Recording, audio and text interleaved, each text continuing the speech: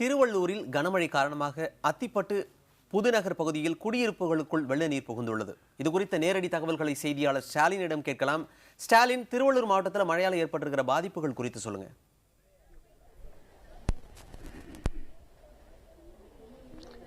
மணி, திருவள்ளூர் மாவட்டம் பொன்னேரி அருகே உள்ளது அத்திப்பட்டு புதுநகர். தற்போது இந்த பகுதியில் 2000க்கும் அதிகமான குடியிருப்பு வாசிகள் உள்ளனர். தற்போது நேரடியாக பார்க்கலாம், இந்த பகுதி முழுவதுமே வெள்ள நீர் சூழ்ந்துள்ளது. கிட்டத்தட்ட இந்த சேரும் அதிகமாக உள்ளதால் நடக்கக்கூட சிரமப்பட்டுதான் இந்த பகுதி மக்கள் இந்த தெருக்களை கடந்து செல்கின்றனர். நம் நேரடியாக பார்க்கலாம், அதிகமான அளவில் சேரு. நேரடியாக நாம் இறங்கி பார்க்கும் பொழுதுதான் தெரியுது அந்த எந்த அளவுக்கு சேர் உள்ளது. அதே போல முட்டிக்கு மேல், முழங்காலுக்கு மேல் தண்ணி இருப்பதால் அதிகமான ஒரு சிரமத்தை இந்த பகுதிவாசிகள் அனுபவித்து வருகிறார்கள் என்றுதான் சொல்லணும்.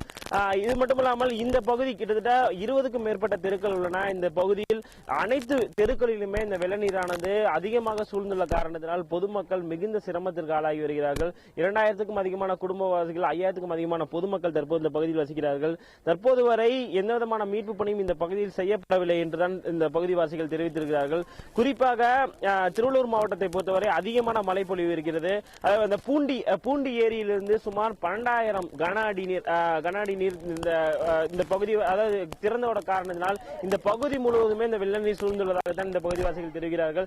அதாவது கொசஸ்தலை ஆறு மற்றும் ஆரணி ஆறுகள் மூலமாக திருவள்ளூர் மாவட்டம் முழுவதுமே இந்த வெள்ள நீரானது முழுவதுமாக சூழ்ந்தது. தற்போது இந்த பகுதியை சேர்ந்த பகுதிவாசிகளிடம் கேட்கலாம், நீங்க சொல்லுங்க, எத்தனை நாளா இந்த மாதிரியான ஒரு சூழல் இருக்கு, எந்த மாதிரியான பாதிப்புகளை வந்து நீங்க ஏற்படுத்தியிருக்கோம்? உங்களுக்கு இன்னைக்கு நேற்றில் நடந்ததில்ல சார். இது கிட்டத்தட்ட ஒரு 15 வருஷமா இது நடக்கு. மழை பெஞ்சா ஒரு துளி கூட தண்ணி வெளியே போறதுக்கு வழி இல்ல. அந்த தண்ணி எடுக்கிறதுக்கு காவாயம் கிடையாது, வெட்டி விடுறதுக்கு, வெட்டி விட்டாலுமே தண்ணி போக்குறதுக்கு இடமும் கிடையாது. இது கிட்டத்தட்ட ஒரு 15 வருஷம் நடக்குது. இன்னைக்கு அதாவது இன்னும் காலகட்டத்தில் இன்னைக்கு ஓவரா இருக்கு. அதாவது ஒரு வாரத்துக்குள்ள ஒரு தண்ணி ஓவரா இருக்கு.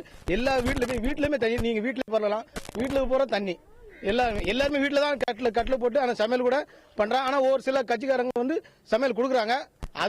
அது கொடுத்து என்ன ஆக போகுது?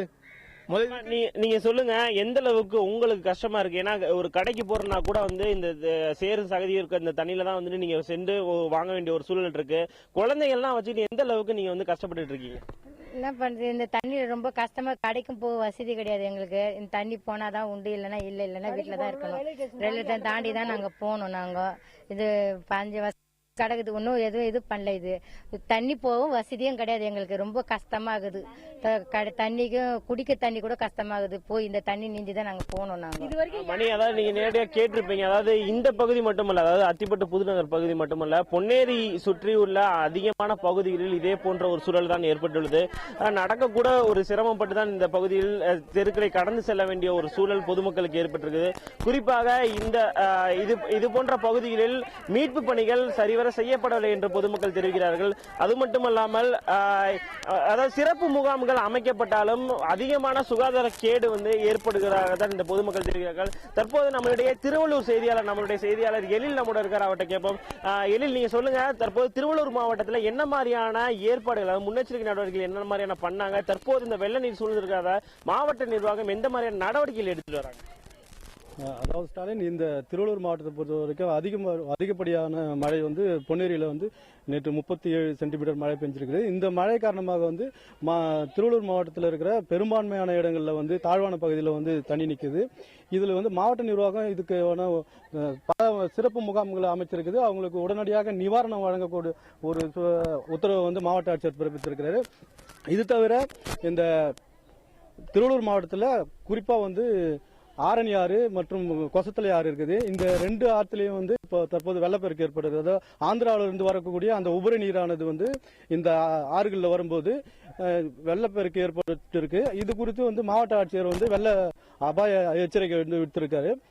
மேலும் அந்த தாழ்வான பகுதியில் இருக்கிற மக்களை பாதுகாப்பான இடத்துல தங்க வைக்கிறதுக்கான ஏற்பாடுகளை செஞ்சிருக்காங்க. அதாவது மணி, நீங்க கேட்டிருப்பீங்க, அதாவது தாழ்வான பகுதியில் வசிக்கும் மக்களை, மற்ற பகுதியில் இருக்கிற மக்களை வெளியேற்றும் முயற்சியில் தொடர்ந்து மீட்பு பணிகள் ஈடுபட்டு வந்தாலும் இது போன்ற பகுதிகள், அதாவது பொன்னேரி அருகே உள்ள ஒரு சில பகுதிகளில் எந்த விதமான மீட்பு பணியும் செய்யப்படவில்லை என்றுதான் இவர்கள் தெரிவிக்கிறார்கள். குறிப்பாக நேரடியாக பார்க்கலாம், தற்போது குழந்தைகள் செல்வதற்கு கூட அதிகமான ஒரு சிரமம் ஏற்படுகிறது. கிட்டத்தட்ட முழங்கால அளவுக்கு மேல் தற்போது தண்ணீர் நிற்பதால் அதிகமான ஒரு சிரமத்தை ஏற்படுத்தி ஏற்படுத்தப்பட்டுள்ளது என்றுதான் சொல்லணும் மணி.